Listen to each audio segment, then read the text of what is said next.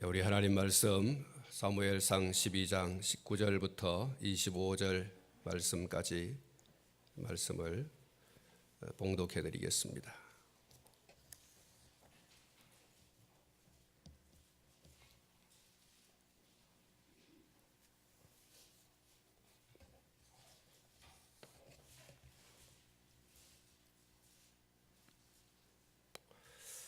모든 백성이 사무엘에게 이르되 당신의 종들을 위하여 당신의 하나님 여호와께 기도하여 우리가 죽지 않게 하소서. 우리가 우리의 모든 죄에 왕을 구하는 악을 더하였나이다. 사무엘이 백성에게 이르되 두려워하지 말라. 너희가 과연 이 모든 악을 행하였으나 여호와를 따르는 데에서 돌아서지 말고 오직 너희의 마음을 다하여 여호와를 섬기라. 돌아서서 유익하게도 못하며 구원하지도 못하는 헛된 것을 따르지 말라. 그들은 헛되니라. 여호와께서는 너희를 자기 백성으로 삼으신 것을 기뻐하셨으므로 여호와께서는 그의 크신 이름을 위해서라도 자기 백성을 버리지 아니하실 것이요 나는 너희를 위하여 기도하기를 쉬는 죄를 여호와 앞에 결단코 범하지 아니하고 선하고 의로운 길을 너희에게 가르칠 것인즉 너희는 여호와께서 너희를 위하여 행하신 그 큰 일을 생각하여 오직 그를 경외하며 너희의 마음을 다하여 진실이 섬기라. 만일 너희가 여전히 악을 행하면 너희와 너희 왕이 다 멸망하리라. 아멘. 성삼위 하나님의 은혜와 은총이 오늘 이 예배 가운데 참석하신 여러분 가운데와 또 이 예배 가운데 충만하시기를 주님의 이름으로 축복합니다. 오늘 아침에 저는 이 본문을 중심해서 위로와 권면과 경고의 메시지라는 이 제목으로 이제 네 번째 말씀을 오늘 드리게 됩니다. 특히 본문의 오늘 25절 말씀을 중심으로 말씀을 드리려고 합니다. 25절 말씀을 보면 만일 너희가 여전히 악을 행하면 너희와 너희 왕이 다 멸망하리라 이렇게 말씀하고 있습니다. 이스라엘은 그들 가운데 세워진 사사요 또 제사장이요 왕과 같은 직무를 감당하던 사무엘이 이제 늙고 또 더군다나 사무엘의 아들들인 요엘과 아비야가 불의한 재판을 하는 것을 보고 사무엘의 퇴진을 요구하면서 하나님을 알지도 못하고 섬기지도 않는 이방 나라인 모압과 암몬과 그리고 에돔과 같이 정치적이고 무력적인 그런 왕을 세워달라고 사무엘에게 강력하게 요구를 하게 되었습니다. 우리는 이미 이스라엘 백성들의 이 요구가 철저하게 인본주의적인 생각에 젖은 것이어서 잘못된 요구라고 하는 것을 살펴보았습니다. 하나님께서는 이스라엘 백성들의 이러한 요구가 하나님 자신을 버린 처사인 것을 분명하게 말씀을 했습니다. 사무엘상 8장 7절과 8절 말씀에 보면 여호와께서 사무엘에게 이르시되 백성이 내게 한 말을 들으라. 이는 그들이 너를 버림이 아니요 나를 버려 자신들의 왕이 되지 못하게 함이니라. 내가 그들을 애굽에서 인도하여 낸 날부터 오늘까지 그들이 모든 행사로 나를 버리고 다른 신들을 섬김같이 내게도 그리하는도다. 여러분이 사무엘상 8장 7절과 8절 말씀을 보면 나를 버려라는 말씀과 나를 버리고라는 말씀이 있습니다. 이스라엘 백성들의 왕 요구는 결국 하나님 아닌 사람을 하나님의 자리에 올려놓겠다라는 것입니다. 하나님을 거부하고 사람 왕이 다스리는 대로 하나님께 순종했던 것처럼 순종하고 하나님께 영광을 돌렸던 것처럼 영광을 돌리고 우린 그렇게 살고 싶다라는 것이죠. 하나님의 자리에 사람이라고 하는 것을 올려놓고 그것이 하나님이 되어서 우리를 다스리고 우리를 인도하고 우리를 보호하고 우리를 축복하고, 이것이 이스라엘 백성들의 요구였던 것입니다. 이스라엘의 잘못이 여기 있습니다. 첫 번째는 하나님 없는 이방인들을 본받아서 살려고 한 것이고, 또 하나는 왕만 있으면 태평성대를 누릴 것이라고 하는 생각과 기대입니다. 하나님의 백성들이 하나님 중심에서 살아야 하는데 사람을 중심에서 살려고 하니 이게 문제인 것이죠. 하나님의 백성들이 하나님의 영광을 위해서 살아가는 것이 최고한 삶의 목적이어야 하는데 자기들의 무사 안일만을 위한 삶을 살아가려고 하니 그것이 문제인 것입니다. 인간의 행복은 하나님의 그나라에 있을 때가 가장 행복한 때인 줄로 믿습니다. 그런데 하나님 아닌 다른 것으로 대체를 하려고 하니 문제가 되는 것입니다. 하나님께 고정시켜야 할 시선을 세상에 고정을 시켜 놓으니 하나님은 보이지 않습니다. 세상은 너무 커 보이고 하나님은 작고 보잘것없어 보이는 것입니다. 아니, 하나님이 눈에 보이지 않습니다. 세상이 너무 눈을 가리워서 하나님이 보일 수가 없는 것입니다. 세상의 것이 눈을 다 가려버려서 하나님이 전혀 눈에 들어오지 않습니다. 이스라엘이 지금 그런 형국이었습니다. 그들은 막무가내였습니다. 마트에서 엄마가 안 된다 그렇게 하는데도 자신이 가지고 싶은 것을 달라고 떼를 쓰는 철없는 어린아이와도 같은 모습, 그것이 이스라엘 백성들의 모습이었습니다. 결국 하나님은 그들에게 왕을 세워주시기로 하셨습니다. 그러나 그들의 행위가 하나님을 향한 범죄 행위라고 하는 것을 분명히 깨닫게 하시기 위해서 우리를 동반한 큰 비를 내리셨습니다. 드디어 이스라엘은 그들의 죄를 깨닫고 회개하게 되고, 그리고 이런 이스라엘 백성들을 향해서 사무엘이 아브라함의 언약을 들어서 그들을 위로하였습니다. 비록 왕은 세워지지만 결코 여호와 하나님을 경외하고 하나님의 영광을 위한 삶에서 떠나지 말 것을 강력하게 또한 권면을 했습니다. 그리고 마지막으로 오늘 이 25절에서 경고의 메시지를 주게 되어집니다.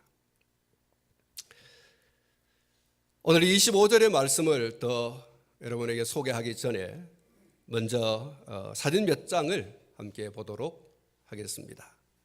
한 5장 정도의 사진인데요. 경고, 선착장 내 무단 출입 금지, 안전사고 발생 시 책임 불가. 이거 수송못에 있는 것입니다. 수송못에 가면 이 경고장을 보게 될 것입니다. 책임 안 집니다. 물에 빠져도 책임 안 집니다. 죽어도 책임 안 집니다. 이 경고장입니다. 그 다음에 보십시오. 위험, 올라가지 마십시오. 팔공산에 있는 겁니다. 팔공산에 올라가서 이 돌에 올라가서 떨어지면 책임이 안 진다는 것입니다. 떨어지면 죽는다는 거죠. 그 다음에 보십시오. 출입 금지 해놨습니다. 물놀이 시설이 아니므로 출입을 금지합니다. 팔공산에 가면 물이 흐르는 물 흐르는 통로가 있습니다. 그 통로에 이것이 세워져 있습니다. 이곳에 들어가서 혹시 감전이 돼도 책임을 지지 않습니다. 들어가면 죽을 수 있다는 경고도 있죠. 그 다음에 보십시오. 들어가지 마십시오. 팔공산에 있는 건데요. 그 다음에 하나 더 보십시다. 경고. 이곳은 경관시설입니다. 낙상, 감전 등의 안전사고를 사전 방지하기 위하여 입수 및 물놀이를 금지합니다. 이것도 팔공산에 있는 건데, 여러분, 이 경고의 메시지가 쓰여져 있는 이 자그마한 안내장, 여러분, 이것을 무시하면 어떻게 되겠습니까? 이거 별거 아니야 하고서 내 마음대로 하면 어떻게 되겠습니까? 그것을 훼손하고 마음대로 만지고 들어가고 그렇게 하면 어떤 결과가 오겠습니까? 길가를 지나가다가 보면 주차금지, 정차금지 이런 것들이 있습니다. 여러분, 이 주차금지 경고장, 정차금지 경고장, 난 내 마음대로 할래 하고서 주차를 하고 정차를 해두면 어떻게 되겠습니까? 여러분들이 더 잘 알 것입니다. 자, 25절 말씀을 다시 한번 보겠습니다. 만일 너희가 여전히 악을 행하면 너희와 너희 왕이 다 멸망하리라. 우리 한번 읽어보겠습니다. 25절 다 같이 시작. 만일 너희가 여전히 악을 행하면 너희와 너희 왕이 다 멸망하리라. 할렐루야. 지금까지 이스라엘의 행복과 불행은 이방 나라들과 같은 왕이 있고 없고에 달려있지 않았습니다. 그러면 무엇에 달려 있었는가? 그들 가운데 하나님을 왕으로 주인으로 모시고 있느냐 없느냐에 그들의 행복과 불행이 달려 있었습니다. 무슨 말씀입니까? 사무엘은 이런 사실을 분명히 하고자 하기 위해서 이 경고를 하는 것이죠. 너희의 행복과 불행이 왕이 있고 없고서였느냐? 아니면 하나님이 있고 없음이었느냐? 어느 것이냐? 그것을 이스라엘 백성들이 확실히 머릿속에 기억하게 하기 위해서 오늘 이 25절의 말씀을 하고 있는 것입니다. 위로의 말씀과 경고의 이 권면의 말씀에 이어서 이 경고의 말을 하는 것입니다.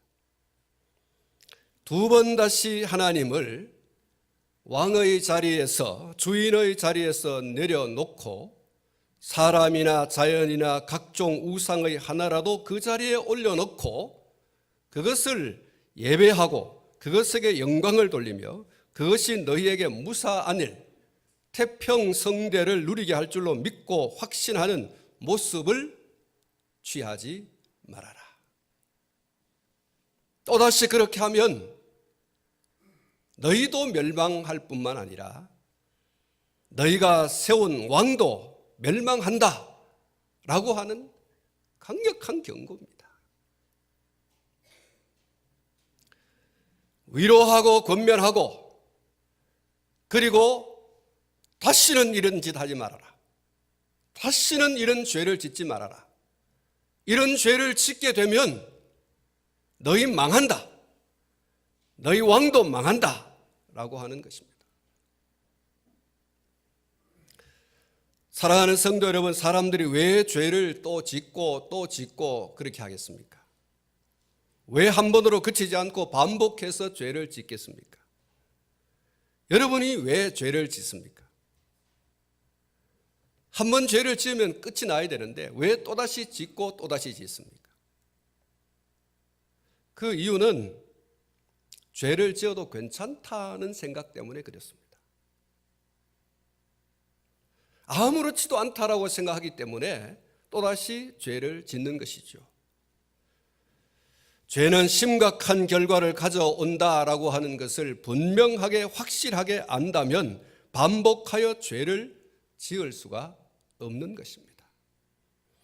더더욱이 그리스도인들은 죄를 지으면 사람들에 의해서도 그 죄에 대한 상응하는 벌을 받지만 더 나아가서 하나님께로부터 피할 수 없는 심판, 죗값을 치러야 한다라고 하는 것을 분명히 알아야 됩니다. 그러므로 성도는 사람의 눈을 의식하고 또 세상의 법을 의식해서 죄를 짓지 않으려고 하는 것에 앞서서 하나님의 면전에 내가 살고 있다라고 하는 이 신전의식을 가지고 살아야 하는 것입니다. 한번 따라하십시다. 내가 하나님의 면전에 서 있습니다. 그렇습니다. 오늘 저와 여러분이 이 신전의식만 가지고 있다면 죄를 지을 수가 없습니다. 사람의 눈을 의식하면 사람들 보는 데서는 죄를 짓지 않지만 사람들의 시선을 피하는 곳이라면 얼마든지 죄를 지을 수 있는 것이죠. 우리가 하나님의 면전에서 산다라고 하는 것은 하나님은 언제 어디서나 계시는 분 아닙니까? 모든 곳에 편재하시는 분이 하나님이지 않습니까?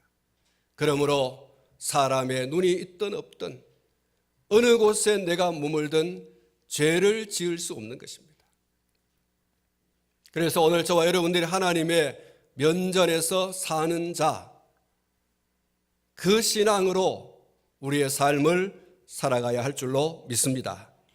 히브리서 10장 26절로 31절에 이런 말씀이 있습니다. 우리가 진리를 아는 지식을 받은 후 짐짓 죄를 범한 즉 다시 속죄하는 제사가 없고 오직 무서운 마음으로 심판을 기다리는 것과 대적하는 자를 태울 맹렬한 불만 있으리라. 모세의 법을 폐한 자도 두세 증인으로 말미암아 불쌍히 여김을 받지 못하고 죽었거든 하물며 하나님의 아들을 짓밟고 자기를 거룩하게 한 언약의 피를 부정하는 것으로 여기고 은혜의 성령을 욕되게 하는 자가 당연히 받을 형벌은 얼마나 더 무겁겠느냐. 너희는 생각하라. 원수 갚는 것이 내게 있으니 내가 갚으리라 하시고 또다시 주께서 그의 백성을 심판하리라 말씀하신 것을 우리가 아노니 살아계신 하나님의 손에 빠져 들어가는 것이 무서울진저. 이렇게 말씀하고 있습니다. 사랑하는 성도 여러분, 한번 따라 하시기 바랍니다. 살아계신 하나님의 손에 빠져 들어가는 것이 무서울진저. 그렇습니다. 우리가 사람의 손도 무서워하고 세상의 법도 무서워해야 됩니다. 우리가 더 무서워해야 할 손이 있다면 그것은 하나님의 손입니다. 사람의 손은 피할 수 있고 세상의 법은 여러 가지 꾀를 부려서 또 인연이라고 하는 학연, 지연, 혈연 이런 것들을 통해서 피할 수도 있어요. 그러나 하나님의 손은 피할 수 없습니다. 하나님의 이 손이 어떤 손입니까? 심판의 손이요 징벌의 손인 것입니다. 우리가 하나님을 이야기할 때 사랑의 하나님, 긍휼의 하나님, 또 위로의 하나님, 은혜의 하나님, 기쁨과 즐거움을 주시는 하나님, 우리의 삶에 부족한 것을 채워주시고 돌보시고 함께 하시는 하나님, 이렇게 이야기합니다. 틀린 말이 아니고 맞는 말입니다. 우리 하나님 그런 분입니다. 그러나 동시에 우리 하나님은 심판과 징벌의 하나님이라는 사실도 기억해야 합니다. 우리 하나님은 사랑의 하나님이신 동시에 공의의 하나님이라는 이 사실도 오늘 저와 여러분들이 반드시 기억을 해야 합니다. 무엇에 대해서 하나님께서는 공의로우십니까? 무엇에 대해서 하나님께서 징벌하시고 심판하십니까? 그것은 죄에 대하여입니다. 하나님은 죄에 대하여 철저하게 징벌하시고 심판하시는 공의의 하나님이신 줄로 믿습니다. 우리의 이 사랑과 하나님의 이 사랑과 공의로우심이 가장 잘 나타나고 있는 곳이 갈보리 십자가인 것입니다. 예수님께서 살려 죽으신 갈보리 십자가가 바로 하나님의 사랑과 공의의 절정이라고 할 수가 있습니다. 범죄하여서 이미 사망의 선고로 심판을 받은 인간을 구원하시려고 하시는 하나님의 사랑이 하나님의 독생자이신 예수님, 무죄한 예수님을 십자가의 대속의 제물로 내어 놓으셔야 했던 하나님의 공의. 우리 하나님은 사랑의 하나님이시지만 또한 공의의 하나님이시라는 사실을 기억해야 됩니다. 사랑의 하나님께서 크고 넓은 사랑으로 용서는 하시겠지만 죄의 값은 반드시 범죄한 자가 치러야 한다는 사실을 잊지 말아야 됩니다. 이것이 하나님의 공의입니다. 우리가 너무 사랑의 하나님에 대해서 익숙하다 보니까 심판의 하나님, 징벌의 하나님에 대해서 무뎌졌는지 모르겠습니다. 그래서 더 죄를 짓고 있는지 모르겠습니다. 사랑하는 성도 여러분, 다시 한번 기억하시기 바랍니다. 하나님은 우리가 짓는 죄에 대해서 용서는 하시겠지만 그 죄의 대가는 반드시 치르게 하신다는 겁니다. 오늘 이 본문 25절에서 하나님께서 사무엘을 통하여 이렇게 말씀하십니다. 너희가 여전히 악을 행하면. 여기 말씀하고 있는 여전한 악행, 어떤 것을 말하는 것입니까? 이스라엘 백성들이 지은 하나님을 버리고 그 자리에 사람을 세우려고 한 일을 말하는 것이죠. 그들의 입으로 토하여 냈던 왕을 세워달라고 하는 것 외에 이전에 지었던 모든 죄, 우상을 숭배한 하나님보다 더 사랑하는 것들,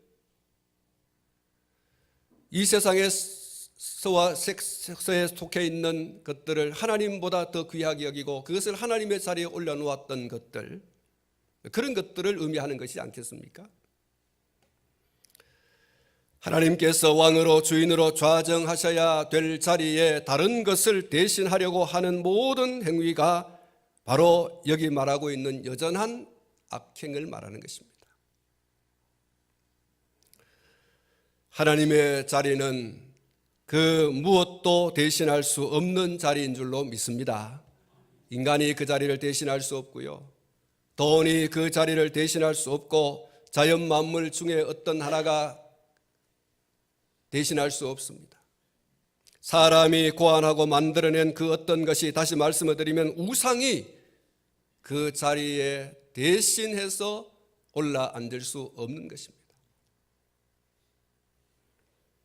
이스라엘이 하나님을 버리고 하나님을 알지 못하는 이방 사람들의 행태를 따라서 사람을 하나님의 자리에 앉히는 인본주의적인 삶을 살아가는 것은 분명히 죄악이라고 규정을 했습니다. 그리고 그러한 죄를 또 반복한다면 하나님께서는 이렇게 하시겠다라고 경고하십니다. 너희와 너희 왕이 다 멸망하리라. 여기 이중적 경고의 말씀이 있습니다. 하나는 이스라엘 백성들을 향한 경고입니다. 그리고 두 번째는 이스라엘 백성들이 요구해서 세워진 왕 곧 사울에 대한 경고입니다. 너희도 망하고 너희가 세운 왕도 망하고, 그렇게 말하고 있어요. 하나님의 자리에 하나님 아닌 인간을 올려놓고, 하나님 아닌 돈을 올려놓고, 하나님 아닌 자식을 올려놓고, 하나님 아닌 부모를 올려놓고, 하나님 아닌 자연 만물 중에 하나를 올려놓고, 아니면 자기가 고안해서 만들어 놓은 어떤 형상을 올려놓고 그것을 섬기게 되는 악을 행하게 되어지면 너도 망하고 네가 왕이 하나님이라고 올려놓은 그것조차도 내가 철저히 멸망하게 하겠다. 사랑하는 성도 여러분, 하나님의 이 경고가 이스라엘의 입장에서 보면 은혜입니다. 경고라고 써붙여 놓은 그것이 그곳에 접근하는 사람들에게 위험을 알리는 예고장이죠. 누가 이걸 붙여놨어? 하고서 그것을 뽑아버리고 그것을 훼손하고 그것을 넘어서 가게 되면 그 경고장에 쓰여져 있는 대로의 결과가 자신의 것이 됩니다. 그러므로 여러분, 경고장, 경고라고 해놓은 그 메시지는 그것을 지켜보는 사람들에게 안전한 것입니다. 최고의 안전이죠. 그래서 이스라엘 백성들에게 이런 경고를 하고 있다라고 하는 것은 하나님의 그들을 향한 은혜가 지금 쏟아지고 있다는 거예요. 범죄한 즉시 심판을 하면 되죠. 경고하지 말고. 누가 뭐라고 하겠습니까? 그런데 하나님께서는 늘 심판에 앞서서 이 경고의 말씀을 하십니다. 이거 하지 마라. 이거 하면 안 돼. 넘으면 안 돼. 라고 하나님께서 경고하십니다. 이 경고는 심판하겠다라고 하는 것에 방점이 있지 않습니다. 죄를 짓지 말라는 데 방점이 있는 거죠. 이건 넘으면 죽는다라고 써놓은 그것이 넘지 말라는 것에 방점이 있는 것이죠. 죽는다는 것이 있지 않습니다. 살기 위해서, 그리고 처참한 결과를 맞이하지 않기 위해서 절대로 이거 넘으면 안 된다라는 거죠. 강원도에 산불이 아주 크게 났습니다. 산불 조심 하고 다 이렇게 산마다 입구에 다 써붙여 놨어요.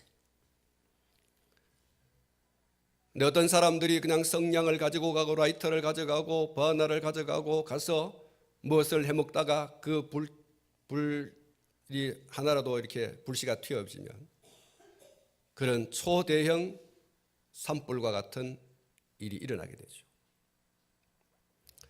이번에 아직 발화가 어떻게 시작되었는지 정확하게 아직 보도가 나오지 않고 있습니다만은, 여러분 곳곳에 여러분 이렇게 산불이 일어나고 있습니다. 어제 저녁에 달성에 또 불이 났다고 방송에 나왔는데, 산꼭대기 왜 불이 났겠어요? 누군가가 그곳에 부주의했던, 의도를 했던 불이 피워졌기 때문이 않겠습니까? 산불 조심 왜 붙여놨겠어요? 불씨를 가지고 산에 올라가다 가면 결국 큰 불이 일어나니 가져가지 말라, 그거지 않겠습니까?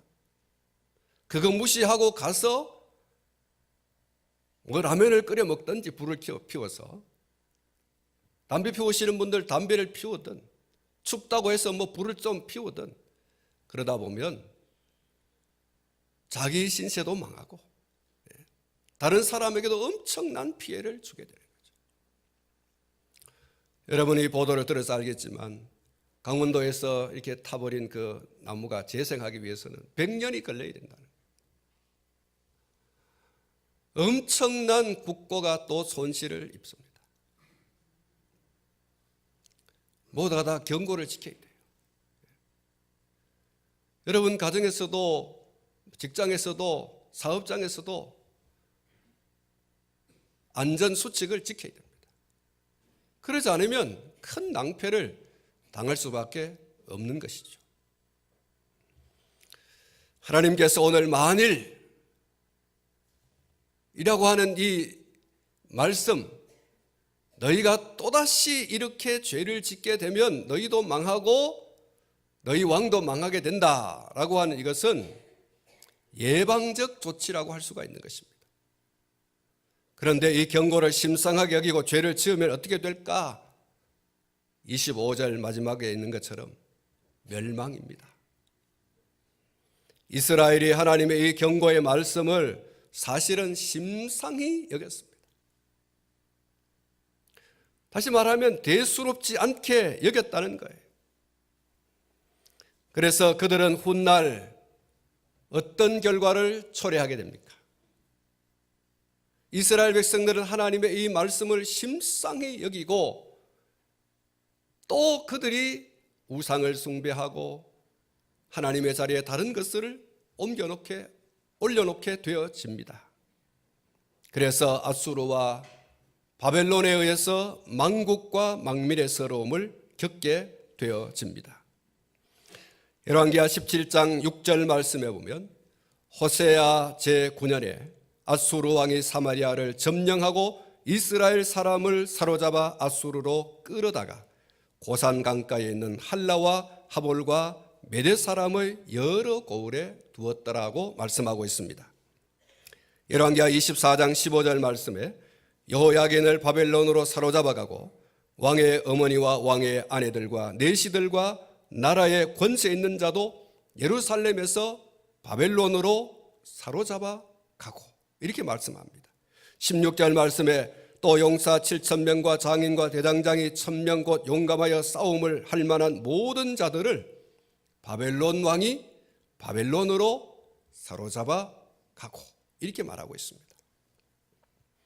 열왕기하 25장 6절 말씀에 보면 그들이 왕을 사로잡아 그를 림나에 있는 바벨론 왕에게로 끌고 가매 그들이 그를 심문하니라 이렇게 말씀합니다. 7절에 그들이 시드기야의 아들들을 그의 눈앞에서 죽이고 시드기야의 두 눈을 빼고 노사슬로 그를 결박하여 바벨론으로 끌고 갔더라. 11절 성중에 남아있는 백성과 바벨론 왕에게 항복한 자들과 무리 중 남은 자는 시위대장 느부사라단이 모두 사로잡아 가고 이렇게 말하고 있습니다. 여러분 여기 사로잡아 가고 왜 이런 결과가 오게 됐습니까? 이스라엘이 하나님의 자리에 다른 것들을 올려놓았어요. 그것이 하나님인 것처럼 예배하고 그것에게 영광을 돌리고 그것에게 그들의 안전을 기대하고 그리고 소망했습니다. 왕 대신 하나님을 몰아내고 주인 대신 하나님을 몰아내고 그것에 다른 것들을 올려놓았어요. 사람을 올려놓고 자연을 올려놓고 돈을 올려놓고 그리고 그들이 직접 고안해서 만들어 놓은 것들을 올려놓았어요. 이것이 우리 하나님이다. 이것이 우리를 구원할 것이고 이것이 우리를 평안하게 할 것이다. 그래서 하나님께서는 이렇게 바벨론을 들어서 아수르를 들어서 그들을 멸망케 했던 것입니다. 남의 나라에 끌려가서 노예 생활을 하게 되었던 것입니다. 사울 왕은 어떻게 되었습니까? 멸문지화, 멸족지화 되고 말았습니다. 사무엘상 31장 4절 하반절부터 6절 말씀에 이런 말씀이 있습니다. 이에 사울이 자기의 칼을 뽑아서 그 위에 엎드러짐에 무기를 든 자가 사울의 죽음을 보고 자기도 자기 칼 위에 엎드러져 그와 함께 죽으니라. 사울과 그의 세 아들과 무기를 든 자와 그의 모든 사람이 다 그날에 함께 죽었더라. 하나님의 경고의 말씀을 대수롭지 않게 여기면 결국 하나님의 손에 빠져들어가는 심판을 피하지 못하게 됩니다. 하나님은 사랑의 하나님이신 동시에 심판의 하나님이십니다. 우리는 하나님은 사랑이시다, 은혜로우시다, 자비하시다, 긍휼이 많으시다, 그게 너무 익숙했어요. 그래서 심판 얘기하면 별로 안 좋아하죠. 징벌 얘기하면 별로 안 좋아합니다. 하나님의 공의를 얘기하면 별로 좋아하지 않습니다. 은혜가 뚝 떨어진다고 얘기합니다. 사실은 우리가 하나님은 심판의 하나님이다, 징벌의 하나님이다, 공의의 하나님이다 라고 하는 그 말씀을 우리가 들을 때 그것이 우리에게 안전할 줄로 믿습니다. 그게 여러분 안전핀이에요. 우리가 하나님이 그런 분인 줄로 아셔야 됩니다. 그래야 마음 놓고 죄에 안 짓습니다. 마음 놓고 불의하고 불법한 짓 안 합니다. 사랑하는 성도 여러분, 하나님의 경고의 말씀을 대수롭지 않게 여기면 결국 하나님의 손에 빠져들어가는 이런 심판을 피하지 못하게 된다는 사실을 기억해야 됩니다. 그러므로 우리도 하나님의 이 경고의 말씀을 마음에 새겨서 우리의 신앙을 분명하게 할 수 있기를 축복합니다. 하나님의 자리에 그 어떤 것도 올려놓지 말아야 됩니다. 하나님의 자리는 그 누구도 대신할 수 없어요. 그 무엇도 대신할 수 없는 거예요. 오직 하나님만이 살아계셔서 우리의 생사화복을 임의로 주관하시고 한나라의 흥망과 성쇠도 친히 주관하시는 줄로 믿습니다. 살아계신 하나님을 저와 여러분들이 오직 믿고 그 하나님께 예배하고 그 하나님께 영광을 돌리는 그런 우리의 신앙과 삶을 절대로 양보하지 말고 그 어떤 것에도 치우치지 말고 신앙을 굳건하게 해서 전진해 가야 할 줄로 믿습니다. 우리의 마음을 다하여 진실이 하나님만 예배합시다. 우리의 마음을 다하여 진실이 하나님의 영광을 위하여서 살아갑시다. 여러분, 이 신앙과 삶을 확고히 하고서 흔들리지 말고 나아가야 할 줄로 믿습니다. 오늘 이 경고의 말씀을 우리 각자의 말씀으로 받아서 그래, 나는 어떤 환경과 상황과 여건 속에 있다고 할지라도 하나님 한 분 외에는 예배하는 이 없다. 하나님 한 분 외에는 영광을 돌릴 리가 없다. 하나님은 영원히 나의 왕이시고 나의 주이시다. 여호수아와 같이 오직 나와 내 집은 여호와만 섬기겠노라. 이 신앙을 확실하게 하고 살아간다면 하나님의 은혜와 하나님의 은총은 계속 되어질 줄로 믿습니다. 그 주인공 되시기를 주님의 이름으로 축복합니다.